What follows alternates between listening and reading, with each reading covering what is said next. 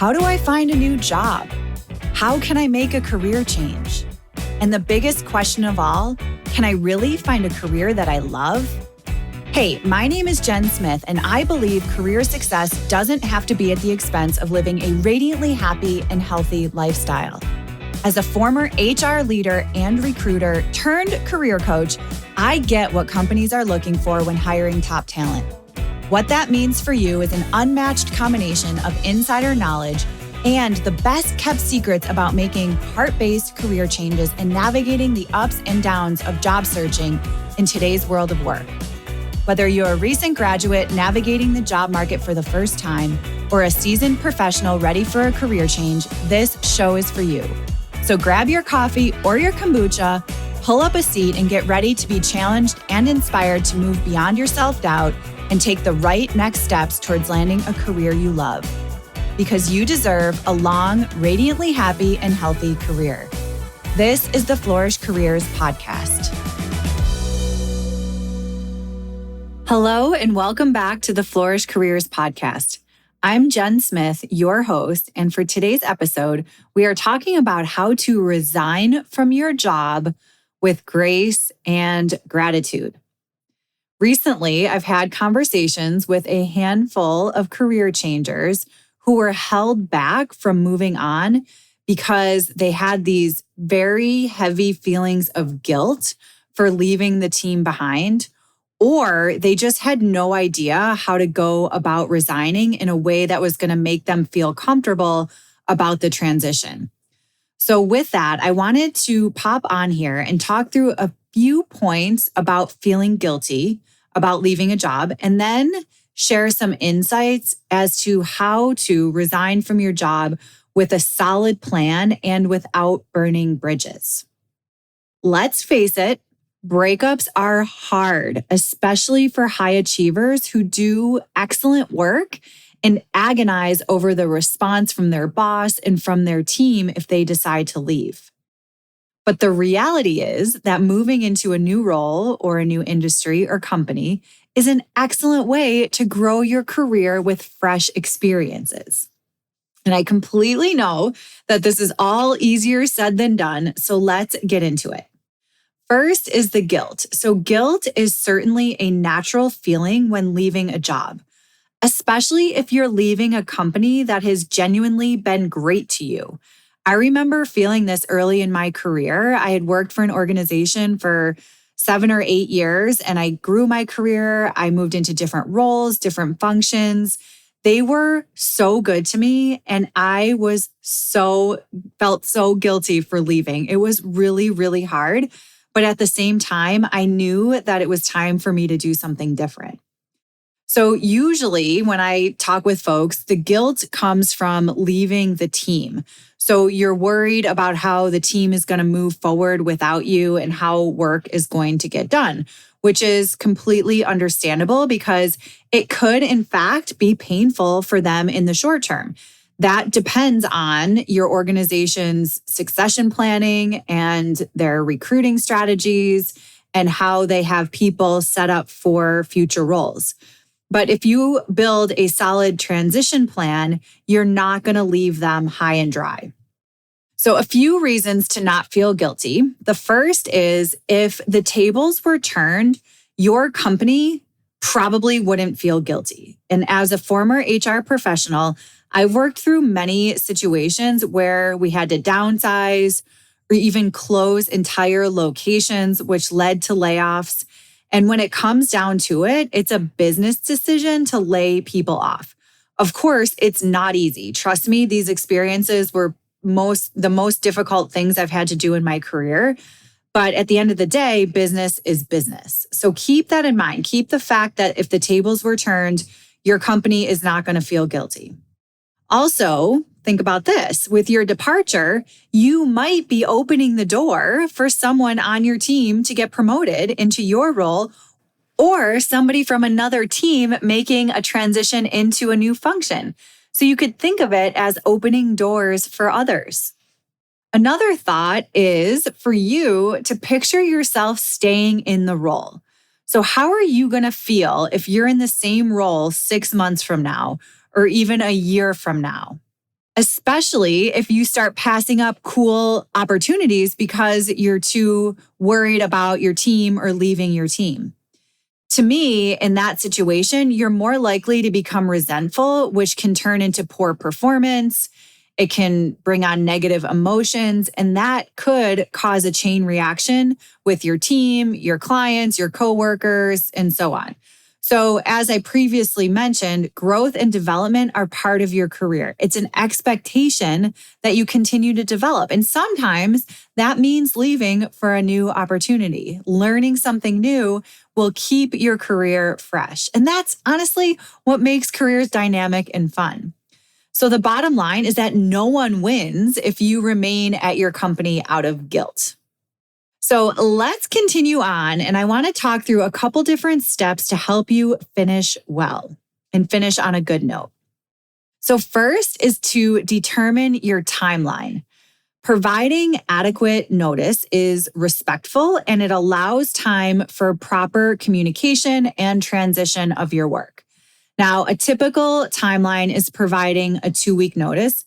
Although depending on your role in the organization, you might want to extend that timeline. Some folks in leadership roles or technical positions might provide a longer timeline, maybe 4 or 6 weeks, to allow for a smoother transition. This also helps alleviate some of that guilt if you do want to provide a longer transition. You also might want to take a break in between jobs, which I highly recommend if you are in the position to do so. So if you do that, be sure to think through the timing of your new opportunity and what that start date might look like, as well as giving yourself a breather in between jobs. You want to be sure to think about your timeline as it relates to any benefits or bonuses coming your way. So for example, if your annual bonus is paid out in March and you're planning to leave in February, it might be worth it to stay for a few extra weeks and make sure you get your bonus. That's totally going to be dependent on company policies. So make sure you dig into your policy website and just understand what that means for you. Another example here is your paid time off. So does your company pay out your PTO if you leave? If so, you want to think about what that looks like in terms of timing and your accruals.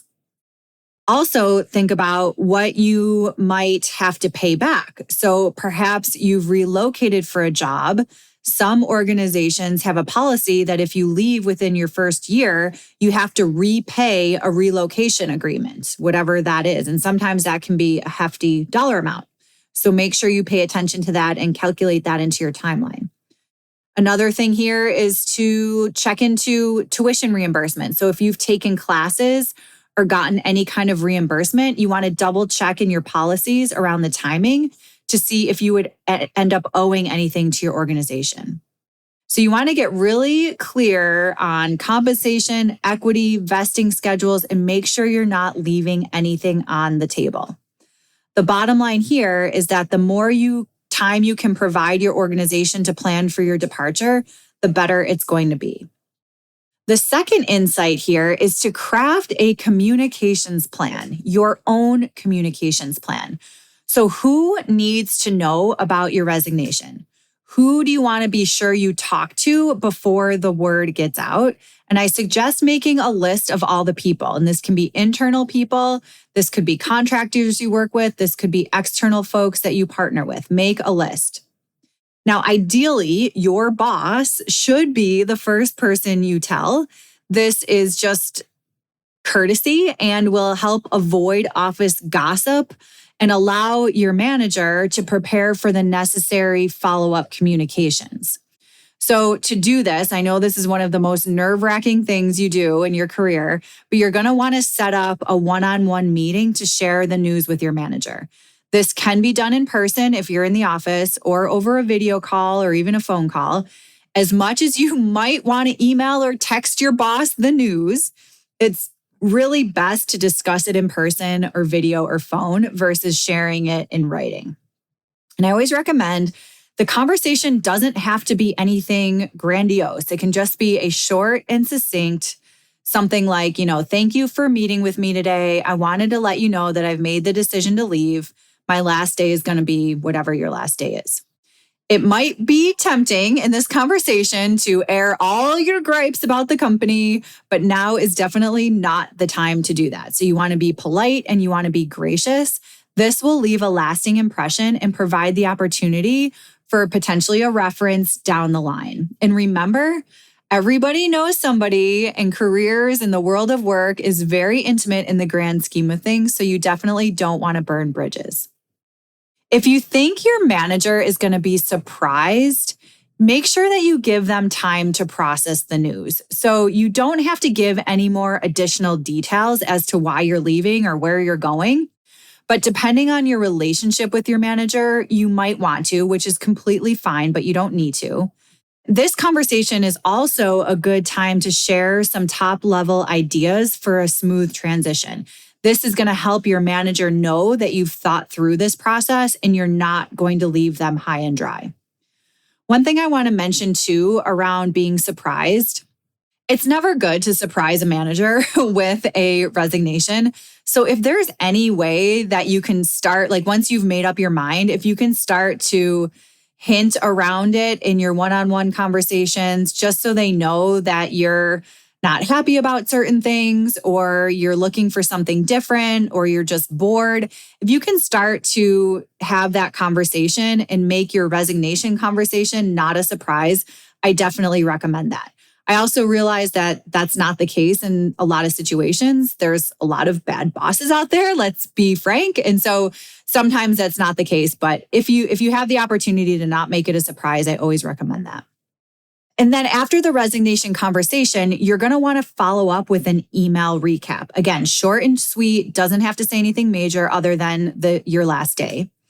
Some organizations will ask for a formal resignation letter, and that just can be the same thing. Simple details about you leaving and your last day.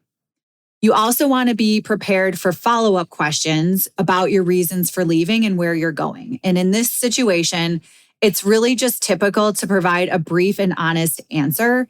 You don't have to go into all the details of where you're going and what's going on in your life. From there, you want to determine who else you want to talk directly with. So think about, do you have a matrix manager or others that you collaborate with closely?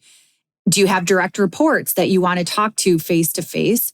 So these are all things to talk about with your manager before your manager goes and makes some big team announcement. So trying to keep your relationships intact as you leave is a key piece of the communication strategy and making sure that you're leaving with grace.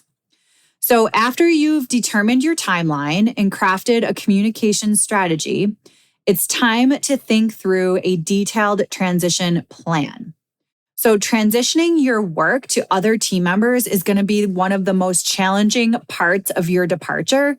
And it's also going to be the first thing on your team's mind and your manager's mind. So we've all been in those situations where someone resigns and the team is short-staffed and everyone is scrambling to get the work done. So what you want to do here is start by talking to your manager about who is going to take on additional responsibilities until a replacement is determined. So one way to do this is to think through your key objectives that you've been working on, and then develop a list of mission critical actions versus nice to have actions. That will help your team and your manager prioritize your work for somebody else to do. And then I also recommend, if you can, to create a written plan and then some type of shared folder with all the associated documents, files, links, everything necessary for the team to carry on in your absence. You also want to try to allow enough time for overlap. So maybe there's a weekly task that you're transitioning to a new team member. So can you start to have them take over while you're still there? And you can help explain it and answer questions and watch them and make sure that everything is smooth.